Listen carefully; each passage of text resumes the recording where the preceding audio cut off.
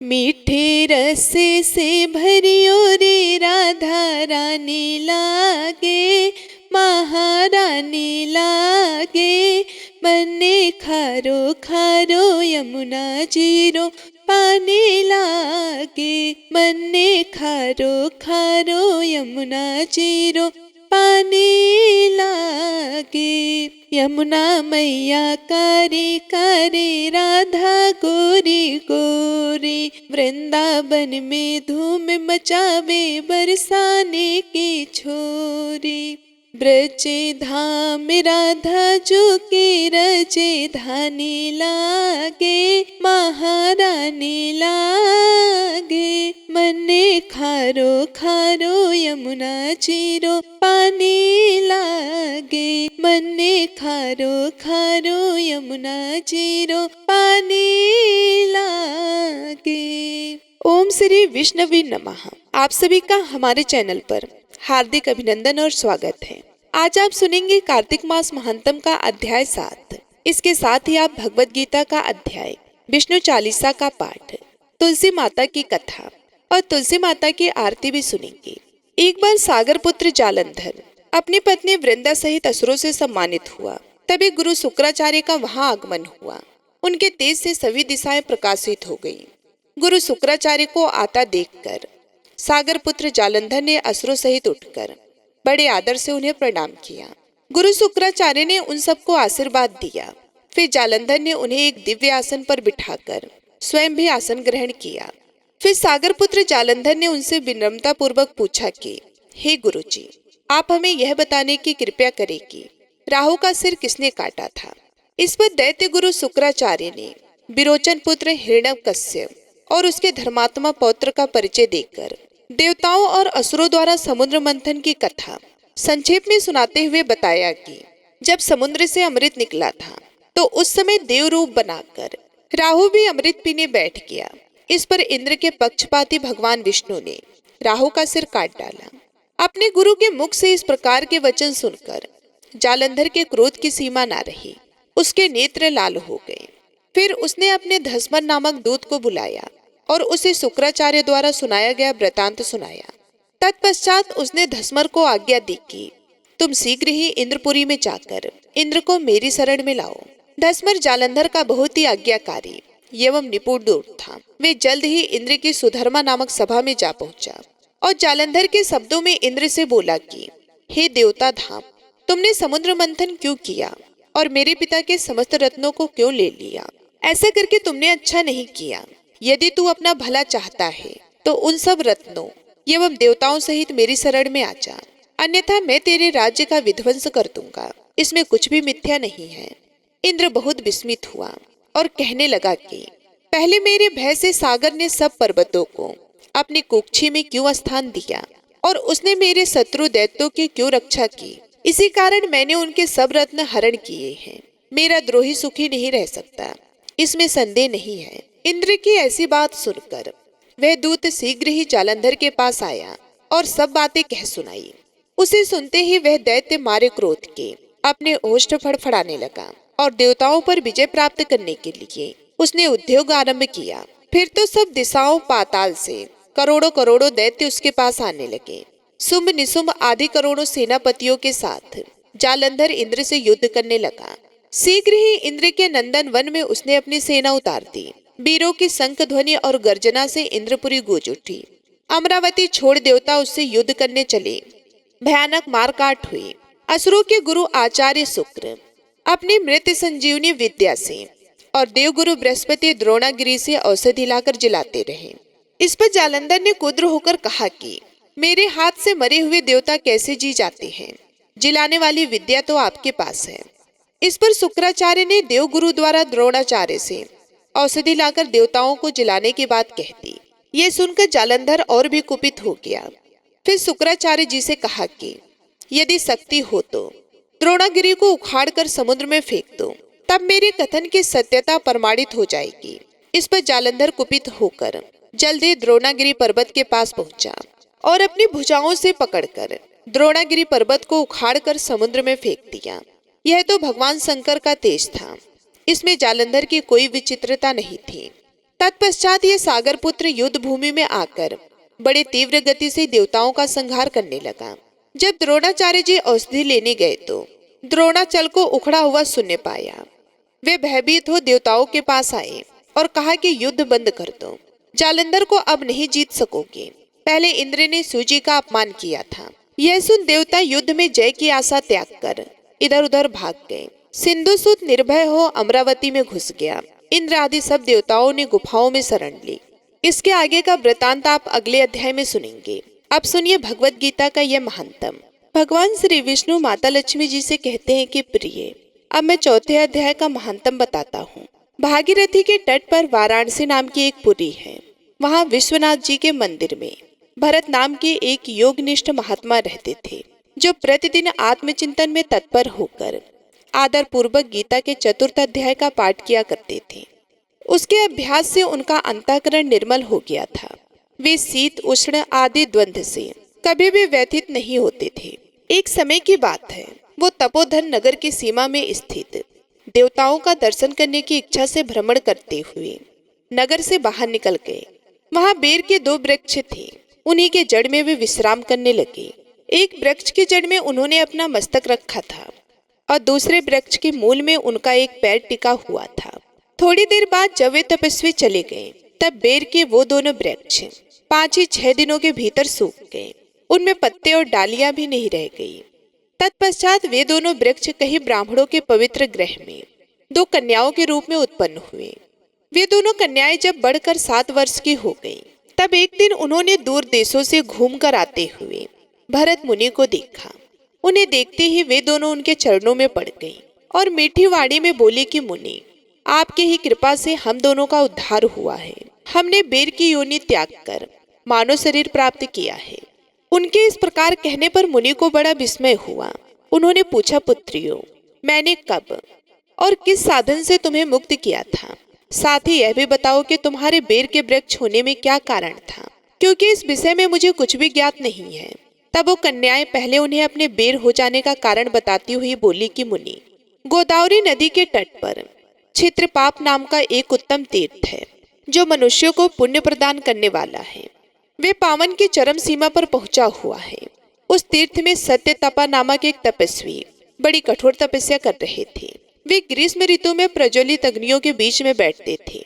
वर्षा काल में जल की धाराओं से उनके मस्तक के बाल सदा भीगे ही रहते थे तथा जाड़े के समय जल में निवास करने के कारण उनके शरीर में हमेशा रोंगटे खड़े रहते थे। वे बाहर और भीतर से सदा शुद्ध रहते, समय पर तपस्या करते तथा मन और इंद्रियों को संयम में रखते हुए परम शांति प्राप्त कर आत्मा में ही रमण करते थे। वे अपनी विद्वता के द्वारा जैसा व्याख्यान करते थे, उसे सुनने के लिए साक्षात ब्रह्मा जी भी प्रतिदिन उनके पास उपस्थित होते और प्रश्न करते थे।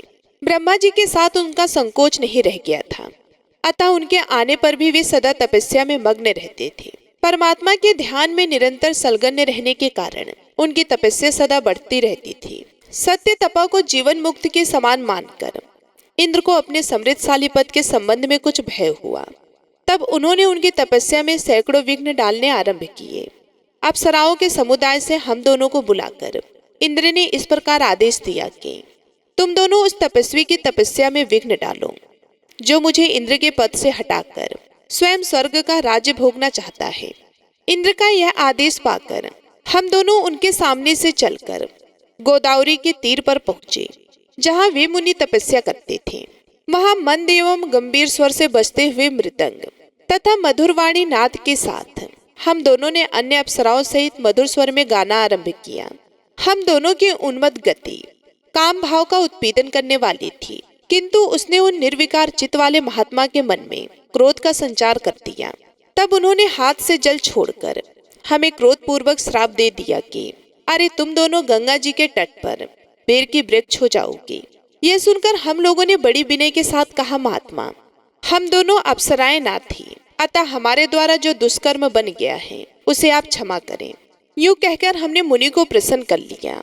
तब उन पवित्र चित्त वाले मुनि ने हमारे साप उद्धार की अवधि निश्चित करते हुए भरत मुनि के आने तक ही तुम पर यह साप लागू होगा। उसके बाद तुम दोनों का मृत्यु लोक में जन्म होगा और पूर्व जन्म की स्मृति बनी रहेगी। मुनि, जिस समय हम दोनों बेर वृक्ष के रूप में खड़ी थीं, उस समय आपने हमारे समीप आकर गीता के 4 अध्याय का जप करते हुए हमारा उद्धार किया था। अतः हम आपको प्रणाम करते हैं। आपने केवल श्राप से ही नहीं, इस भयंकर संसार से भी गीता के 4 अध्याय के पाठ द्वारा हमें मुक्त कर दिया। भगवान श्री विष्णु कहते हैं कि उन दोनों के इस प्रकार कहने पर मुनि बहुत ही प्रसन्न हुए और उनसे पूजित होकर विदा लेकर जैसे आए थे वैसे ही चले गए, तथा वे कन्याएं भी बड़े आदर के साथ प्रतिदिन गीता के 4 अध्याय का पाठ करने लगे, जिससे उनका उद्धार हो गया। ओम नमो भगवते वासुदेवाय नमः। भगवत गीता का अध्याय समाप्त हुआ। अब आप सुनेंगे तुलसी माता की कथा और तुलसी माता की आरती। एक बार एक गांव में एक बुजुर्ग महिला रहा करती थी। वे बहुत ही पूजा पाठ किया करती थी। वह रोज तुलसी माँ की पूजा करती थी।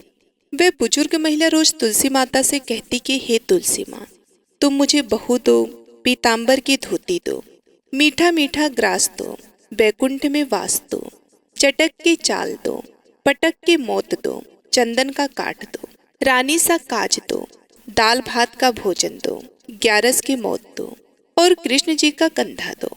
वे बुजुर्ग महिला हर महीने में तुलसी माता की रोज पूजा करती और उनके विरले को रोज सींचती। तुलसी माता बुजुर्ग महिला की बात सुनकर धीरे धीरे सूखने लगी।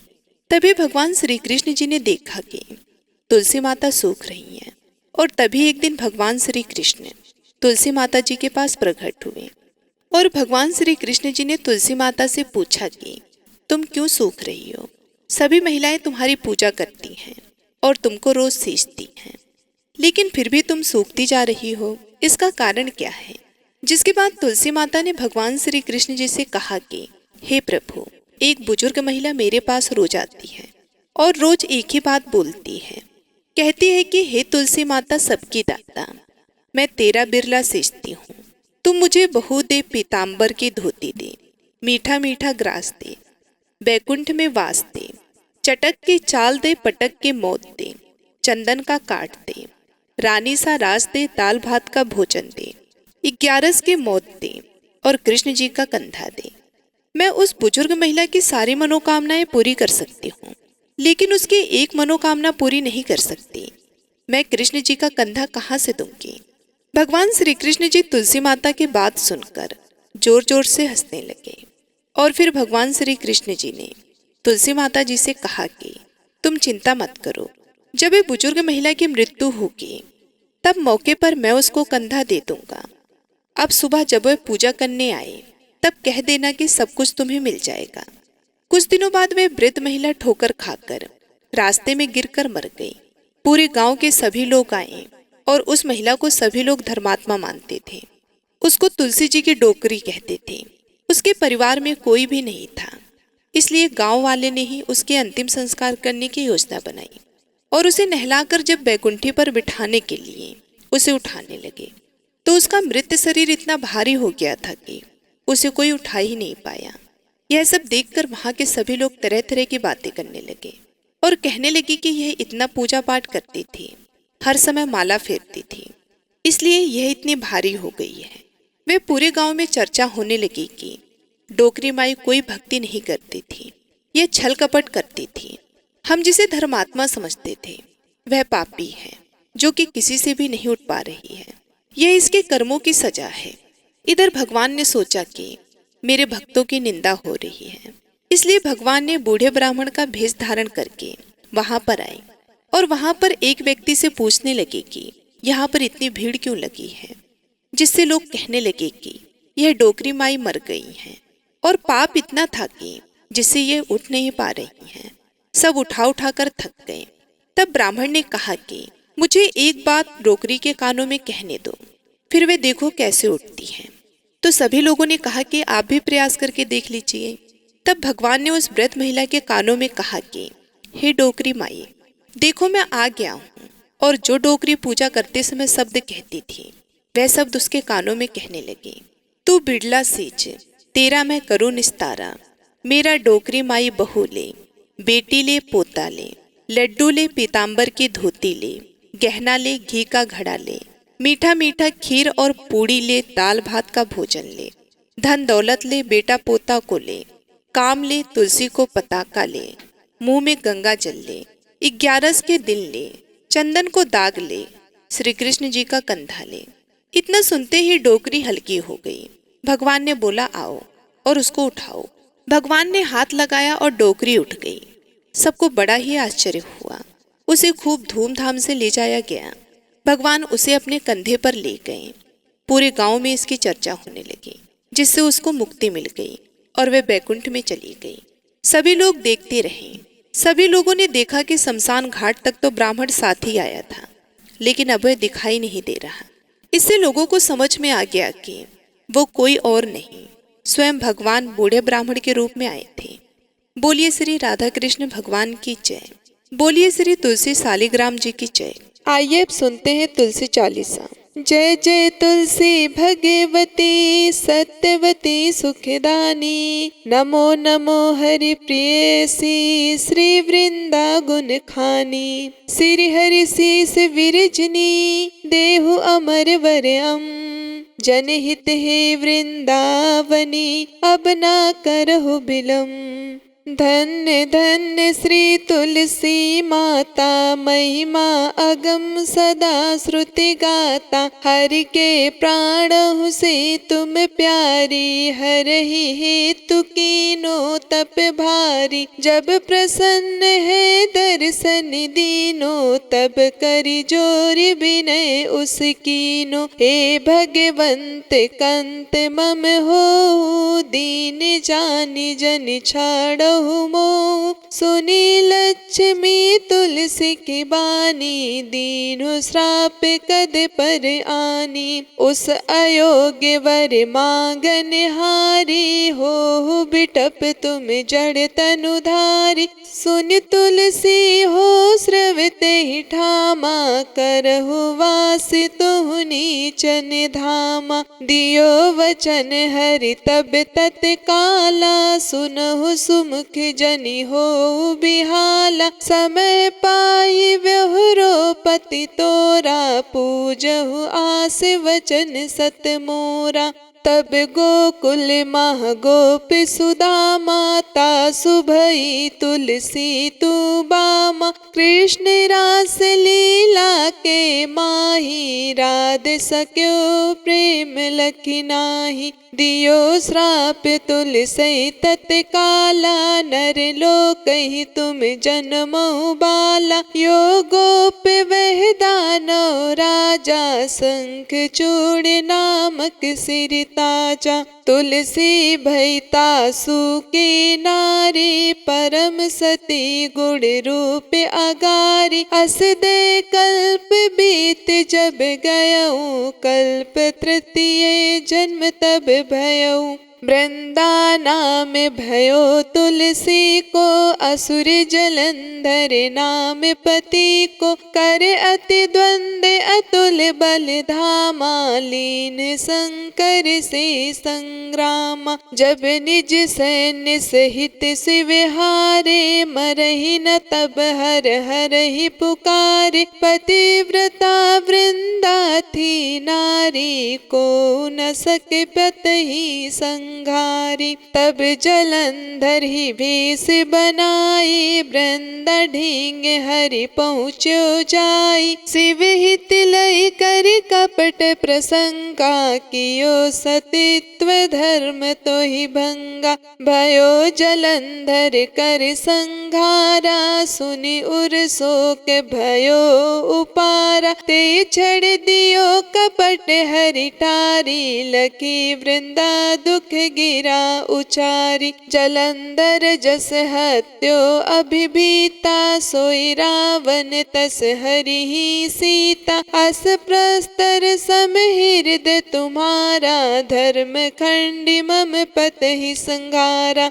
यही कारण लहि श्राप हमारा, होवे तनु पसाण तुम्हारा। सुनि हरि तुरत ही वचन उचारे, दियो श्राप बिना विचारे। लख्यो ना निज करतूत पति को, छलन चाहो जब पार्वती मति को जड़ मत तू अस हो जड़ रूपा जग में तुलसी बिटपे अनूपा धग्वे रूप हम साली ग्रामा नदी गंड के बीच ललामा जो तुलसी दल हम ही चढ़ई है सब सुख भोग परम पद पई है बिन तुलसी हरि चलत शरीरा अतिशय उठत शीस उर पीरा जो तुलसी दल हरि सिर धारत सो सहस्त्र घट अमृत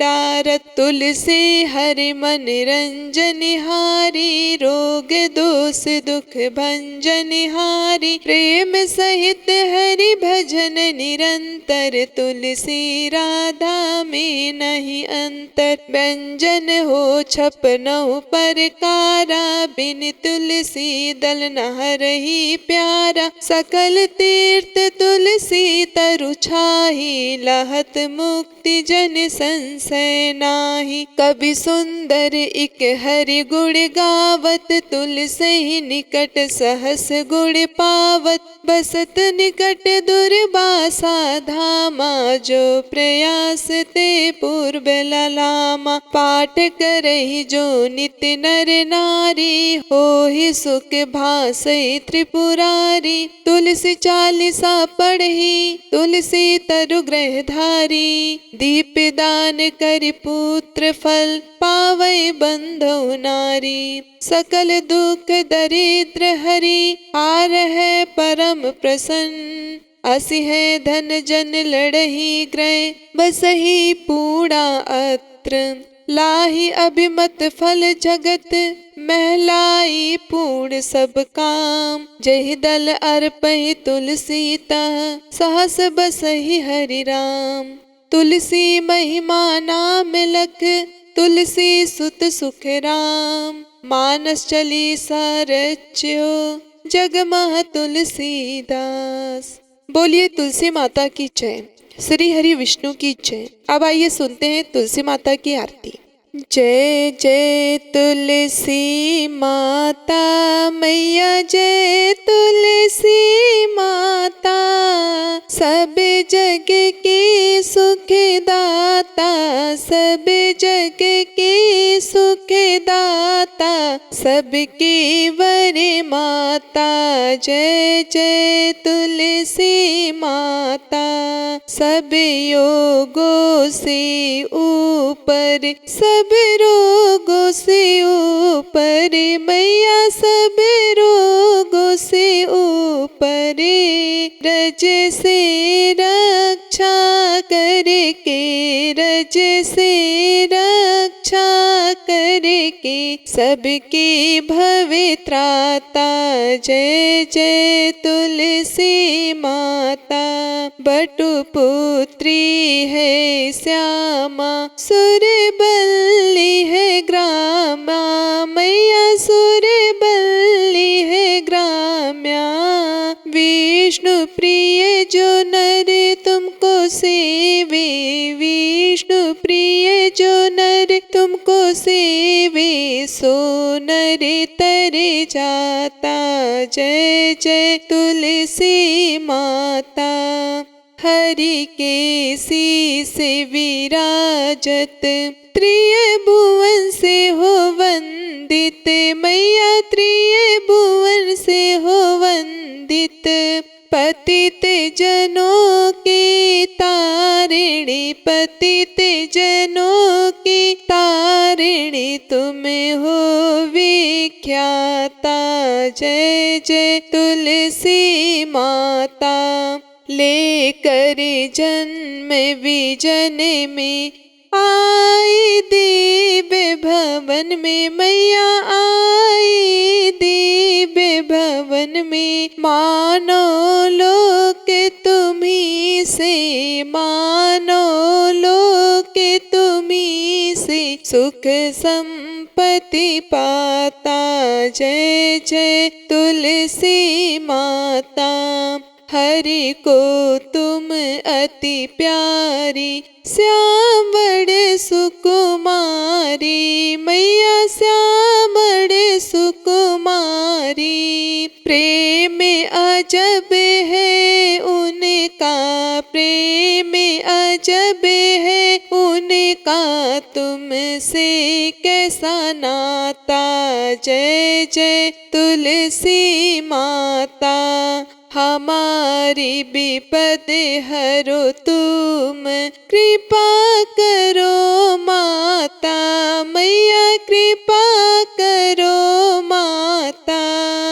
जय जय तुलसी माता, जय जय तुलसी माता, मैया जय तुलसी माता। सब जग की सुखदाता, सब जग की सुखदाता, सबकी वर माता। जय जय तुलसी माता। प्रेम से बोलिए तुलसी माता की जय, लक्ष्मी माता की जय, भगवान विष्णु की जय। ये थी आज की वीडियो, कार्तिक मास महात्म की कथा। आशा करती हूँ आपको आज की ये कथा पसंद आई होगी और आप हमारे आने वाली वीडियो का भी इंतजार करेंगे। मिलती हूँ मैं आप सभी लोगों से अगले वीडियो में। तब तक के लिए नमस्कार।